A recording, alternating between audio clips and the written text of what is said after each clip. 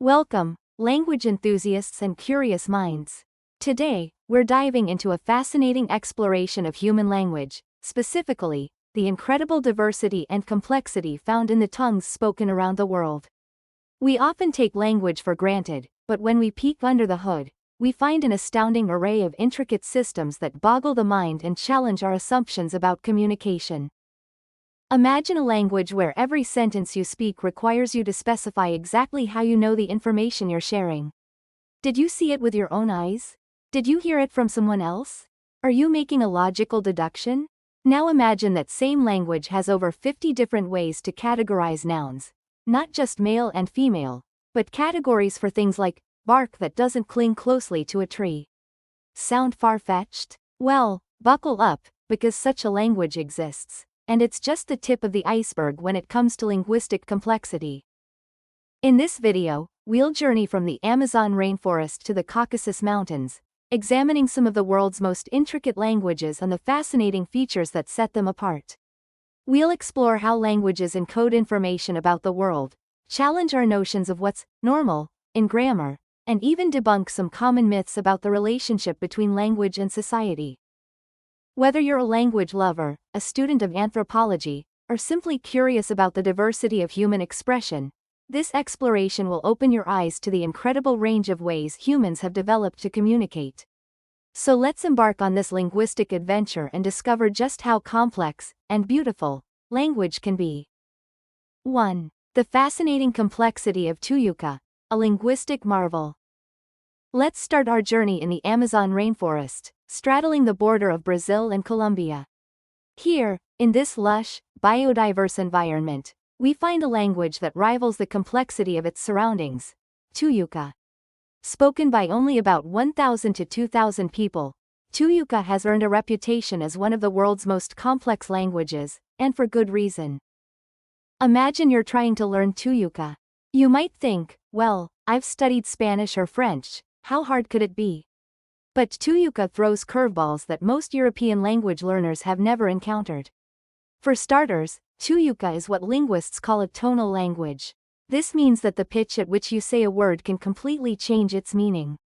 While this feature is found in many Asian languages like Mandarin, it's just the beginning of Tuyuca's complexity. One of the most mind-bending aspects of Tuyuca is its system of noun classification. In many European languages, nouns might be classified as masculine or feminine. In Tuyuca, however, there are between 50 and 140 noun classes. These classes can be based on shape, size, structure, and other characteristics. For instance, there's a specific class for bark that doesn't cling closely to a tree, which can be extended to describe things like loose pants or wet plywood that's started to peel apart. But the real complexity of Tuyuca lies in its verbs. Tuyuca is what linguists call a polysynthetic language, meaning it can pack a lot of information into a single word. In fact, a single verb in Tuyuca can contain as much information as an entire sentence in English. Let's look at an example. In English, you might say, I understand you. Simple enough, right? But in Tuyuca, you'd say something like, Kiti nola wahayi you. This single word contains the following information. I understand you. I didn't before, it's a realized state of affairs, I'm sure about it because I verified it myself, and this is an ordinary statement of fact. All of that in one word.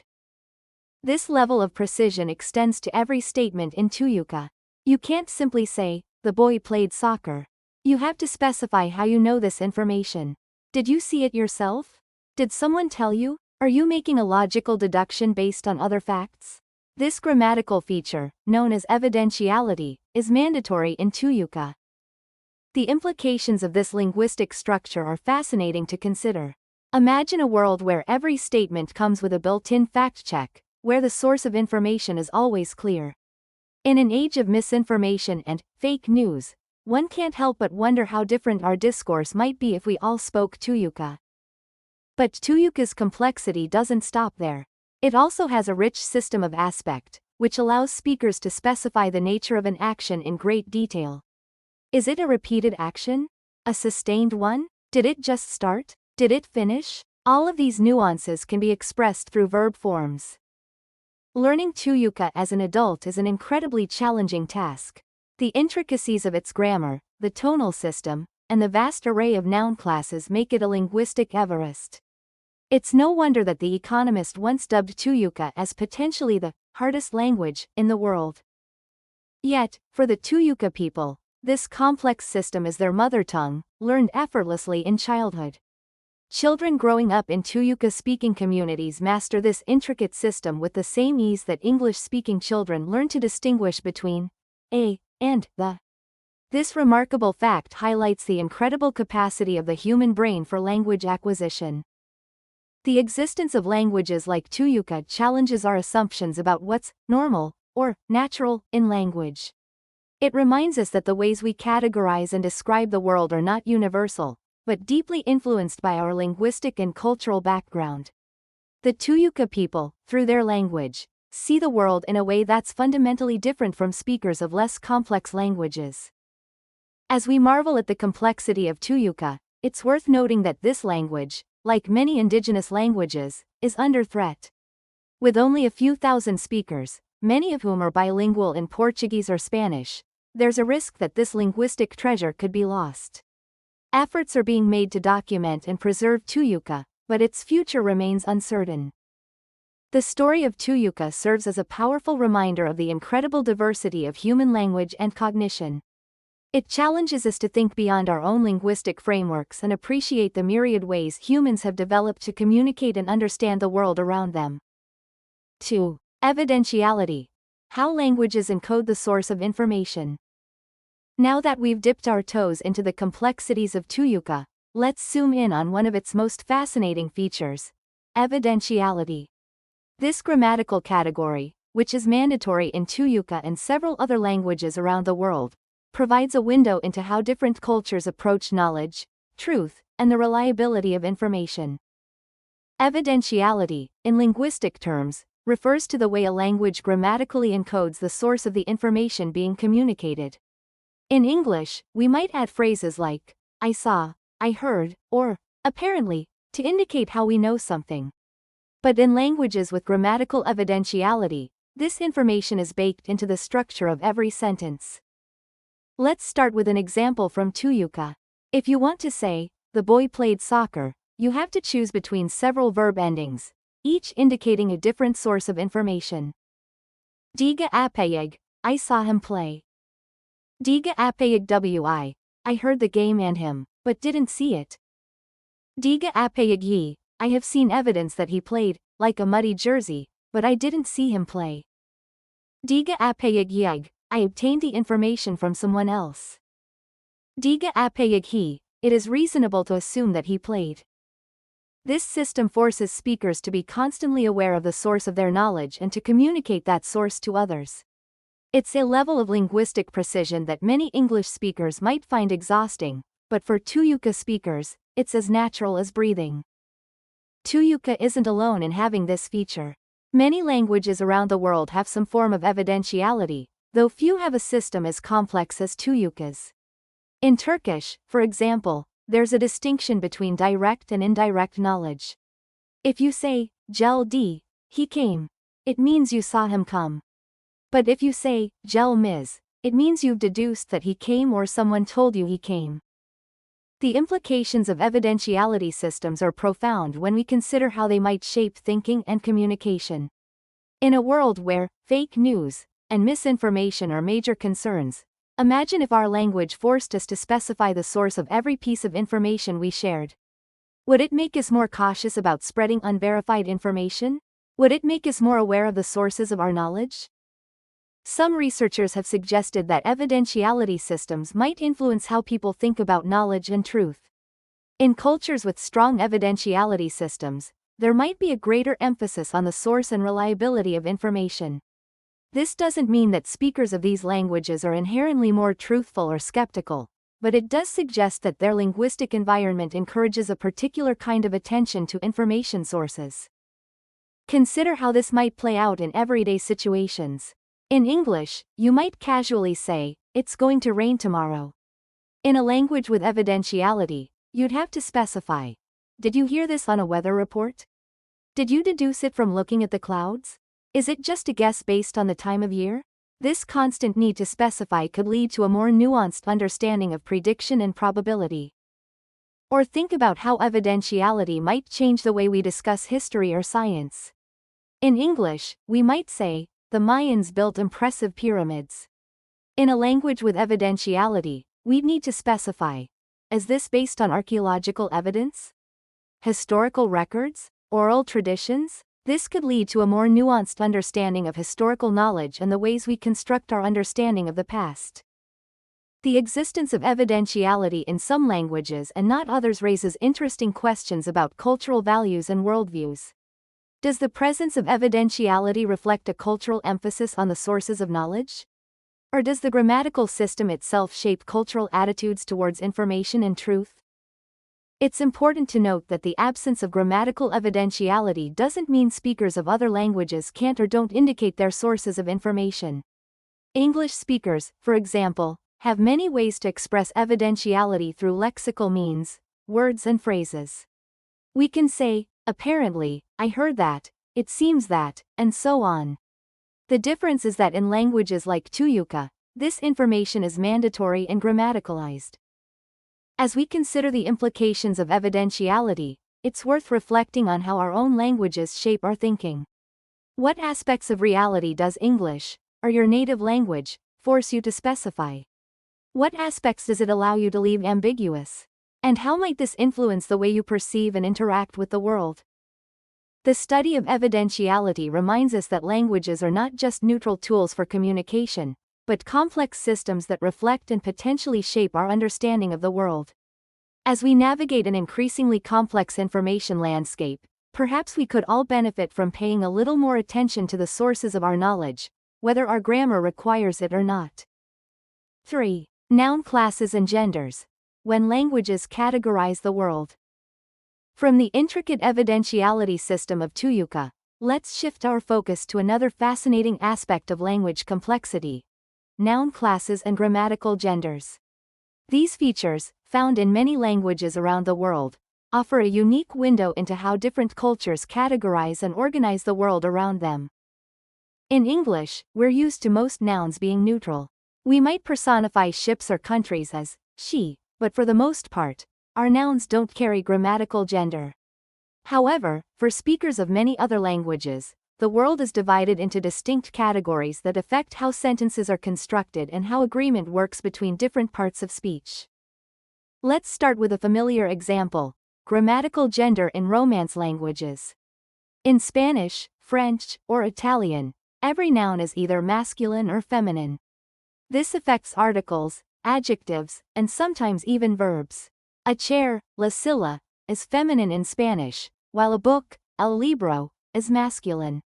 This might seem arbitrary to English speakers, and indeed, the gender of inanimate objects often doesn't align across different languages. A bridge is feminine in German, die Brücke, but masculine in Spanish, el puente. But some languages take this categorization to a whole new level. In Swahili and many other Bantu languages of Africa, nouns are divided into numerous classes. Swahili has 16 noun classes, each with its own prefix and agreement pattern. These classes group nouns by various semantic criteria.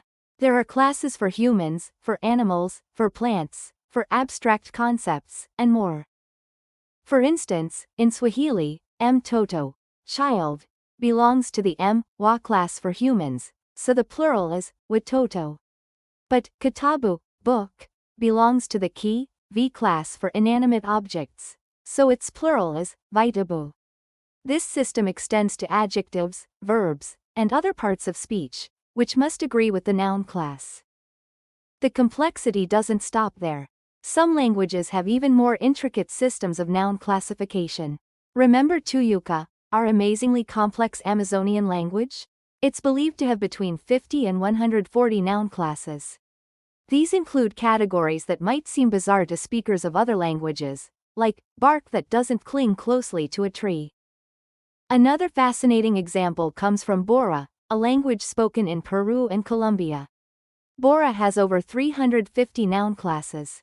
These classes are based on shape, size, and other physical properties.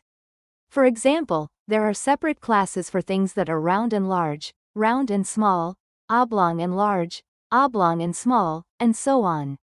Imagine having to remember hundreds of different ways to say the, depending on the shape and size of the object you're talking about.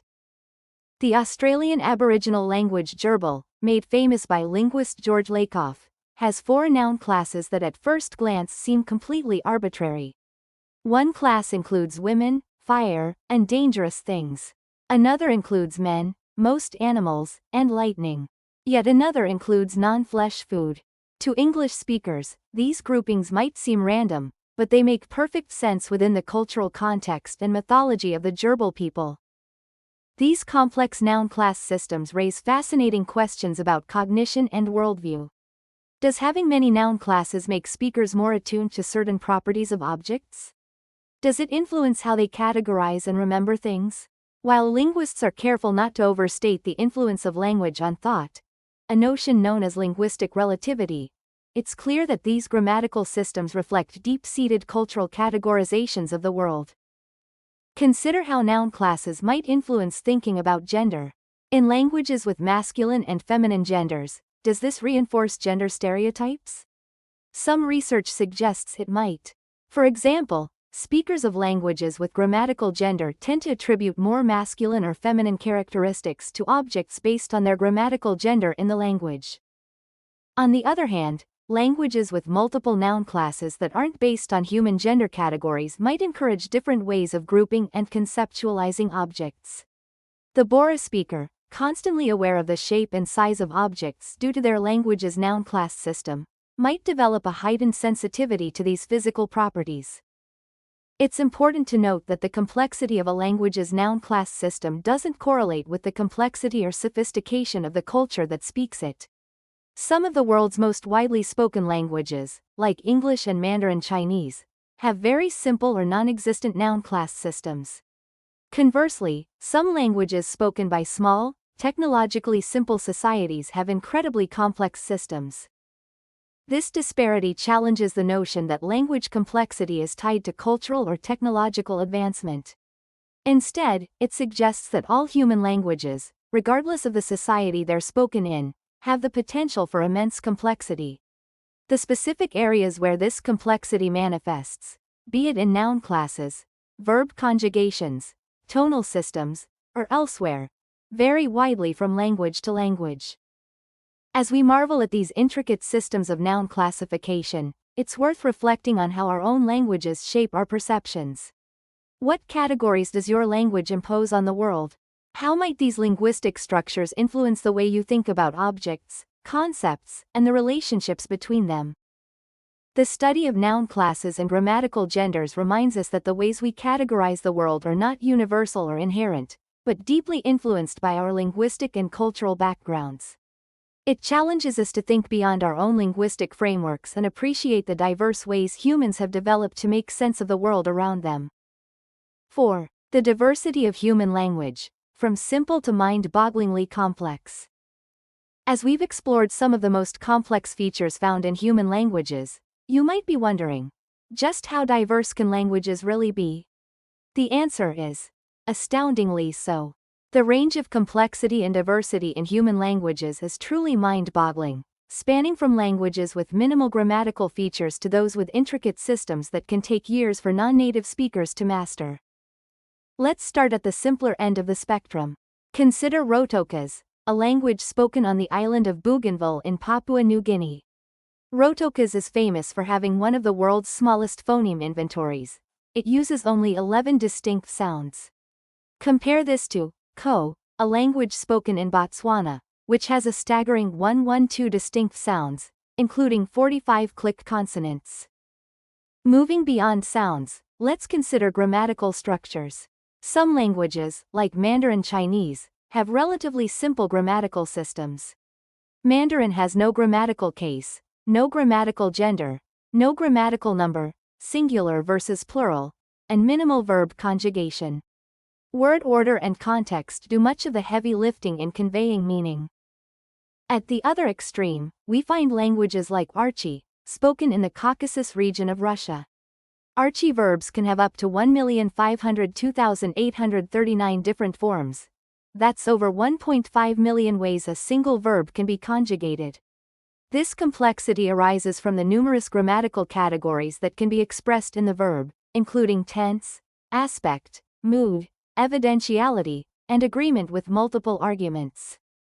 Even within a single language family, the range of complexity can be vast.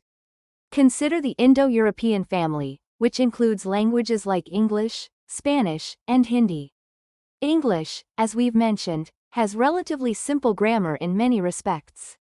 But within the same family, we find languages like Russian, with its complex case system and aspectual verb pairs, or Sanskrit, renowned for its intricate grammatical rules and vast vocabulary. The diversity doesn't stop at grammar. Languages also vary widely in their sound systems, writing systems, if they have them, and lexicons, vocabulary. Some languages, like Piraha, spoken in the Amazon, are claimed to have no numbers or color terms, while others, like English, have hundreds of thousands of words, including very specific terms for niche concepts. This diversity raises fascinating questions about human cognition and the limits of language. How did such diverse systems evolve? What does this diversity tell us about human cognitive capabilities? And perhaps most intriguingly, are there any true linguistic universals, features that all languages share? Linguists have long searched for language universals, properties that hold true across all human languages. While many proposed universals have been challenged by counterexamples, some general tendencies seem to hold. For instance, all known languages have ways to ask questions, give commands, and negate statements. All languages seem to have nouns and verbs, even if the distinction isn't always clear-cut. But beyond these basic commonalities, languages show remarkable diversity. This diversity is a testament to human creativity and adaptability. It shows us that there are many ways to slice up the semantic space, many ways to categorize and describe the world around us. Consider, for example, how languages deal with spatial relationships. In English, we might say, the cup is on the table, or, the picture is on the wall. But in Korean, you'd use different words for these two situations, because Korean distinguishes between on for horizontal and vertical surfaces. And in the Australian Aboriginal language Gugu Yimathur, you wouldn't use relative terms like left or right at all. Instead, you'd use absolute directions like north or southeast. Or think about how languages encode time.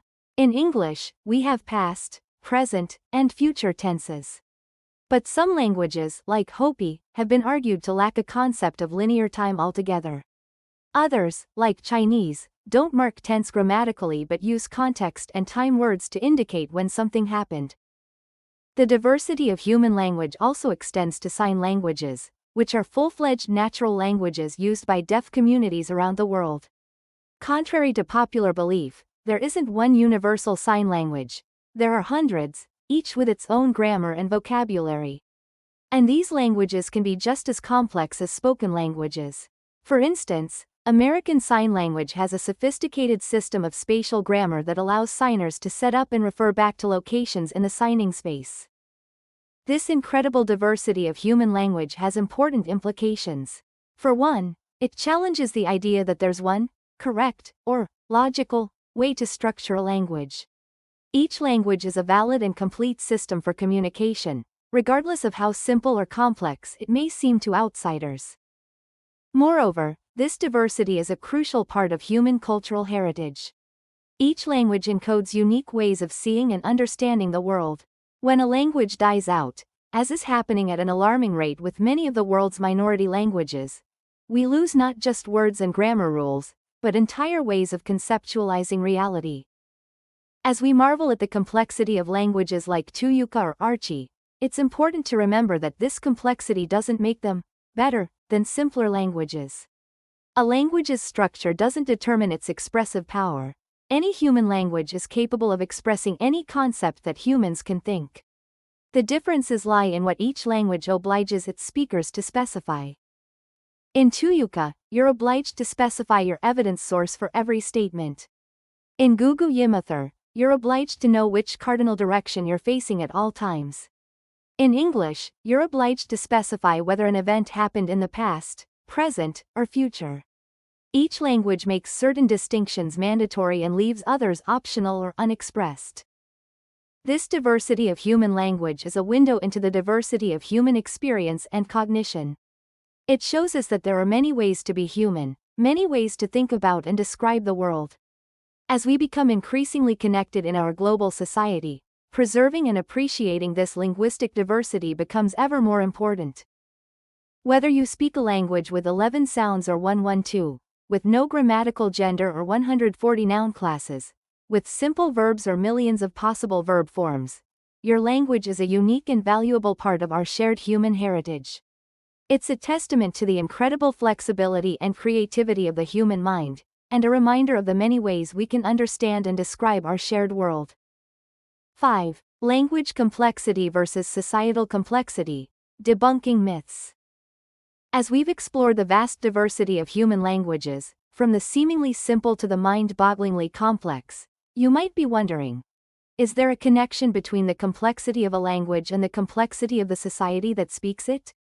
It's a question that has intrigued linguists, anthropologists, and the general public for centuries, often leading to misguided assumptions and harmful stereotypes. Let's dive into this fascinating topic and debunk some common myths. First, let's address the elephant in the room, the long-standing myth that primitive societies have primitive languages. This idea, rooted in 19th-century colonial thinking, suggested that technologically simple societies would have simple languages, while advanced societies would have more complex languages. This notion couldn't be further from the truth. In fact, many of the world's most grammatically complex languages are spoken by small-scale societies with relatively simple technology. Remember Tuyuca, with its intricate evidentiality system and numerous noun classes? It's spoken by a small group in the Amazon rainforest. Or consider Queo, spoken on the Solomon Islands, which has a mind-bending pronoun system that distinguishes not just we and you, but we too, we few, we many, each with inclusive and exclusive forms. On the flip side, some of the world's most widely spoken languages, used in technologically advanced societies, have relatively simple grammatical structures. Mandarin Chinese, for instance, lacks grammatical tenses, gender, or plural forms. English, while it has a large vocabulary, has relatively simple grammar compared to many other languages. This disconnect between language complexity and societal complexity becomes even more apparent when we look at the history of languages. Take English, for example. Old English, spoken over 1,000 years ago in a technologically simpler society, had a much more complex grammar than modern English. It had grammatical gender, a case system, and more complex verb conjugations. Over time, as English-speaking societies became more technologically advanced, the language actually simplified in many ways. So if societal complexity doesn't determine language complexity, what does? The answer is a complex interplay of historical, cultural, and cognitive factors, many of which we still don't fully understand. One factor is language contact. When adults learn a second language, they often simplify it, especially if they're learning it for practical purposes like trade. Over time, this can lead to the simplification of languages that are widely used as lingua francas. This might partly explain why many widely spoken languages are grammatically simpler than some minority languages. Another factor is the size of the speech community. Some linguists have suggested that smaller, more isolated communities tend to develop and maintain more complex linguistic features.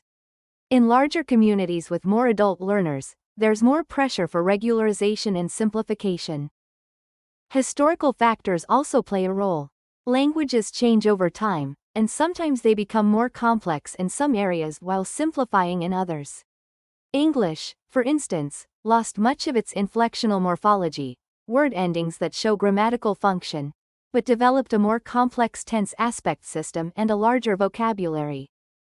It's also worth noting that complexity in one area of language often trades off with simplicity in another.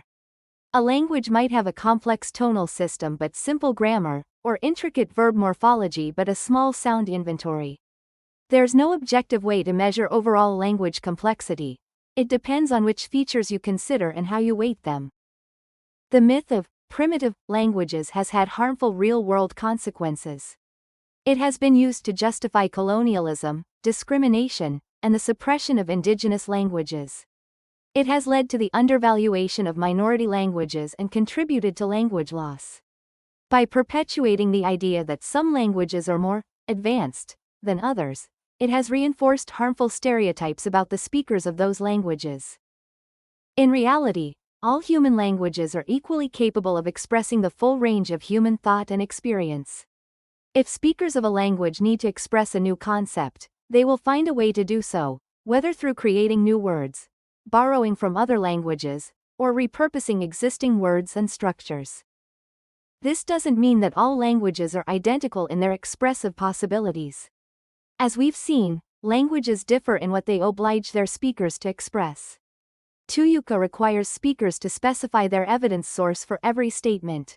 Gugu Yimithir requires speakers to always know which cardinal direction they're facing. English requires speakers to specify whether an action is ongoing or completed. These differences can influence habitual patterns of thought, but they don't limit what can ultimately be expressed.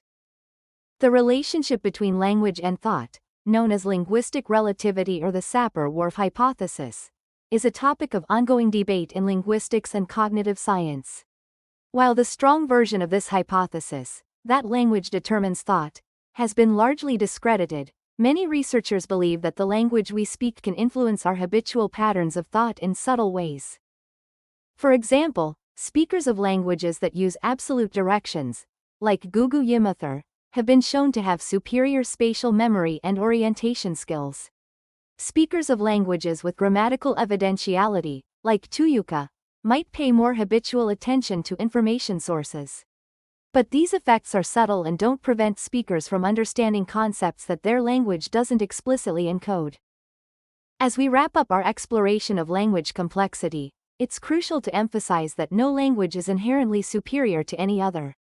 Each language is a unique and valuable part of our shared human heritage, a testament to the incredible diversity of human cognition and culture. Whether a language has 11 sounds or 112, no grammatical gender or 140 noun classes, it's equally capable of expressing the full range of human thought and experience. The true complexity of human language lies not in any single language, but in the astounding diversity of ways humans have developed to communicate. From the tonal complexities of Mandarin to the evidentiality system of Tuyuca, from the click consonants of ko to the spatial grammar of sign languages, each language offers a unique window into human cognition and culture. As our world becomes increasingly interconnected, preserving this linguistic diversity becomes ever more important. Each language lost is a unique way of seeing and understanding the world lost. By appreciating the complexity and diversity of human languages, we gain a deeper understanding of the human experience in all its varied forms. So the next time you hear someone describe a language as primitive or simple, remember the lessons of Tuyuca, Queo, and the countless other languages that defy our expectations. Remember that complexity in language, as in culture, comes in many forms. And remember that each language, no matter how many or few people speak it, is a priceless repository of human knowledge and experience. As we conclude our journey through the fascinating world of language complexity, let's recap some key insights and consider their broader implications for our understanding of language, culture, and human cognition. First, we've seen that human languages exhibit an astounding range of complexity and diversity. From the intricate evidentiality system of Tuyuca to the hundreds of noun classes in Bora, from the tonal complexities of ko to the spatial grammar of sign languages, each language offers unique ways of categorizing and describing the world. Second, we've debunked the myth that language complexity correlates with societal or technological advancement. Some of the world's most grammatically complex languages are spoken by small-scale societies, while some widely spoken languages of technologically advanced societies have relatively simple grammars. Third, we've explored how different languages obligate their speakers to pay attention to different aspects of reality. Whether it's specifying the source of information, using absolute directions, or distinguishing between inclusive and exclusive, each language shapes the habitual patterns of thought of its speakers in subtle ways. These insights have profound implications for how we think about language, culture, and human cognition. They remind us that there are many ways to be human, many ways to think about and describe the world. They challenge us to look beyond our own linguistic frameworks and appreciate the diverse ways humans have developed to communicate and understand their environment. Moreover, these insights underscore the importance of linguistic diversity. Each language is a unique repository of human knowledge and experience, a distinct lens through which to view the world. As globalization leads to the increasing dominance of a handful of major languages, preserving linguistic diversity becomes crucial for maintaining the full richness of human cultural heritage. Understanding the complexity and diversity of human languages also has practical implications. It can inform more effective language teaching methods, improve cross-cultural communication, and contribute to the development of more sophisticated language technologies. As we move forward in an increasingly interconnected world, let's carry with us an appreciation for the incredible diversity of human language. Let's challenge our assumptions about what's normal or natural in language.